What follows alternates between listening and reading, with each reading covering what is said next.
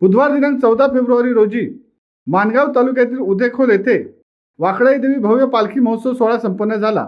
माणगाव तालुक्यातील तसेच रायगड जिल्ह्यातील एकमेव जागृत देवस्थान म्हणून वाकडाई देवीला ओळखले जाते। या वाकडाई देवीच्या मंदिराचा वर्धापन दिन साजरा झाला। मंदिरात वाकडाई देवीचा अभिषेक सकाळी 7 वाजता झाला। सकाळी 8 वाजल्यापासून वाकडाई मंदिर, कचेरी रोड, विकास कॉलनी साई मंदिर, उतेखोल गाव हनुमान मंदिर पर्यंत पालखीची मिरवणूक काढण्यात आली। ढोल ताशाच्या गजरात, लेझिम खेळत महिला मंडळ, भाविकांच्या व ग्रामस्थांच्या उपस्थितीत निघालेल्या श्री वाकडाई देवी पालखी व मंदिर कळसाची भव्य मिरवणूक पाहण्याजोगी होती।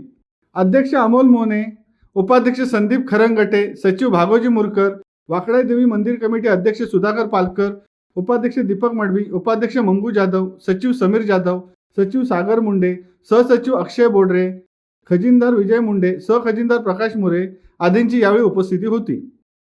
शिवसत्ता टाइम्ससाठी दीपक दबके, माणगाव। दे धडक बेधडक वृत्त देणाऱ्या आपल्या शिवसत्ता टाइम्स न्यूज चॅनलला लाल बटन दाबून सबस्क्राईब करा आणि बेल आयकॉनला क्लिक करायला विसरू नका।